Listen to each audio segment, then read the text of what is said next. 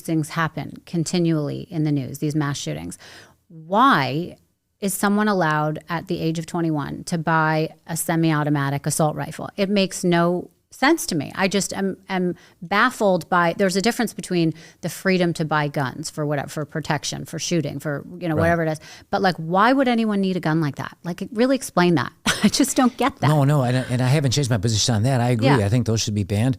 There's a gun called a 50 caliber sniper rifle that can shoot, has a range of up to 4 miles. Right. And it can knock through brick walls. That's available. Well, they're legal. And the NRA and the other organizations that protect the rights of the gun owners resist any kind of effort to even try to address that and make those illegal. Now, they would argue, and there's merit to what they say, they argue an argument that I always dismissed back then when I was getting those F-minuses from the NRA. But today I see that there's a lot more validity to it. They argue that it's a slippery slope, that if they give in on one of these type of weapons, then these proponents for that are going to keep going after more and more of them. I always felt that that was a false argument. But in reality, they were right and I was wrong. They're right. And that's part of the difficulty and problem that happen in a democracy. Because those same groups that are interested in going after the AK-47, which I do believe should be banned to this day, and I would urge law-abiding citizens who believe in gun rights, as it's understandable that they would, to understand that maybe they should make a few sacrifices that are common sense for the common good and the general welfare. But I understand their fears and their concerns. And the problem with that kind of view is that on the other side, there's certain things that the political left is interested in doing that is crazy.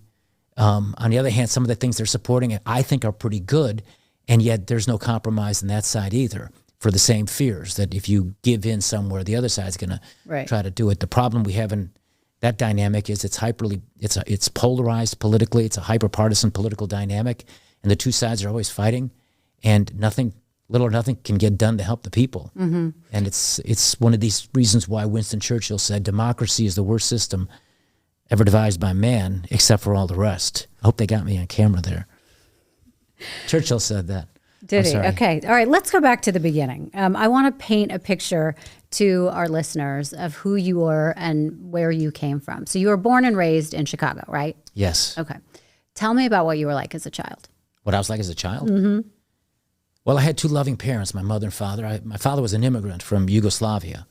And when he came to America, he didn't have a penny in his pocket or speak any English. He was a prisoner of war during the World War II. The Nazis took him, and he was in a German prisoner of war camp for 4 years. And then after that, he was in a refugee camp for 3 years until the United States Congress, that one day his youngest son, me, would become a member of, passed a law called the Displaced Persons Act, which allowed my father and millions of others like us from Eastern Europe with these long and hard-to-pronounce last names a chance to come here.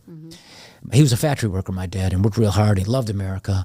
Really, truly believed in the gift of freedom, felt that there was no place like this place when it came to opportunity. And even though his ship never came in and he was always a working man, he believed that his sacrifice and hard work would one day pay off, and that what he couldn't have for himself could happen for his two boys, his sons, my older brother and me.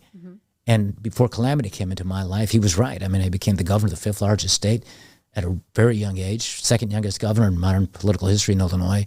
So his dream in so many ways for this country was very real. Now, my mom was a working mom. She worked for the public transportation system here, the CTA, taking fares and transfers, taking fares and passing out transfers at the subway stations.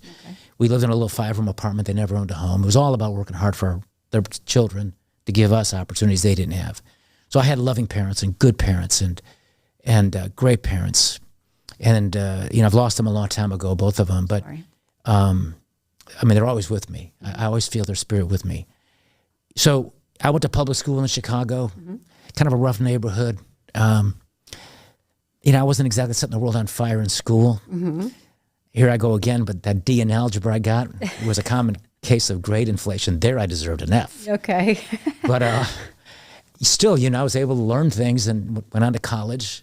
I always worked. My first job was when I was 9 years old as a shoe shine boy, and I had that job until I was 13. So when you were that age, what would you say you wanted to do? Were you charismatic? Were you good with people? Did you know you wanted to do something with people, for people? Well, I wanted to be a professional athlete. I wanted to be a baseball player, but I sucked. Okay, I was going to say, could you play? No, I wasn't that good. My brother was good. My older brother was really good. And then I changed my dream to try to be an NBA basketball player because there you can develop your skills by yourself and play on the schoolyard, which was about a block and a half from where we lived. I was there all the time, perfecting my jump shot and my dribbling. And I could spin a basketball on all 5 fingers of my right hand. I'm the only governor in Illinois history who can do that. Oh, wow. If you see this governor that we have today, he can't do that, nor can he run a mile. I've run 3 marathons. Oh, wow. Okay. But my high school basketball coach didn't share the confidence I had in my jump shot, and so I spent most of that time on the bench. And so then I was shifting my dreams to something else, and I liked history. I always liked to read history books, even though I wasn't exactly, a scholar in high school. I did read a lot of history books, and so I had dreams that maybe one day I could get, I could maybe get into the political arena and do something. Part of history. Yes, and I have made history in a very negative way, and I have to live long so I could change my obituary because I don't like my place in history because it's so wrong. Okay, well, we'll get to that. Yeah, but keep filling me in here. I love it. Wait, you liked history. By the way, have you seen Hamilton? I haven't, but I had a man crush on Alexander Hamilton in the 70s. Okay. I was into Hamilton before it was cool. He's truly one of the great Americans, one of the greatest Americans. And what to play Hamilton it was based upon a book that I had read when I was in prison. The biographer also wrote a biography on George Washington. His name is Ron Chernow. And Lynn Miranda, I read an article in a magazine when I was sheltering in place that he had got the idea to write this book from the book that he had purchased at an airport when he was taking a flight somewhere. And I'd read that book before that Lynn Miranda did because I love Hamilton, always have. But what he doesn't do, and here's where they kind of tell you a little bit of the history, a lot of the history, and I'm sure a lot of it's accurate, but I'm sure what they didn't do in that play, I haven't seen it, so I could be wrong, but I bet you they didn't say that before Hamilton was killed in that duel at Weehawken Heights on the 11th of July in 1804, early in the morning with Aaron Burr. And among his last words were, my vision is indistinct, I fear, this wound is fatal. Later on at his deathbed, before his loving wife Eliza, he says, Eliza remembered his children weeping and crying. He said, Eliza, remember, we are Christians. What they don't say, the sort of liberal interpretation of Hamilton was that when his political fortunes had soured and had gone, and he was isolated politically towards the end of his life, and his son had lost a duel defending his father's honor 2 years before, his oldest boy, his firstborn. What they don't say is that he had visions of establishing a third political party called the Christian Constitutional Party. And I would suggest to your listeners and your viewers that they should take a look and check my facts. But you'll see that it's right. But I bet you, as well as this Lynn Miranda did in that play, I bet you he didn't put that in there. Well, there probably wasn't enough time. It was quite long, and you probably can't make a rap about that. Anyway, I'd like to see it, but I was. It's very good. Yeah. You should see it, I bet. especially since you know so much about it. That He's was fantastic. A great history lesson you just gave.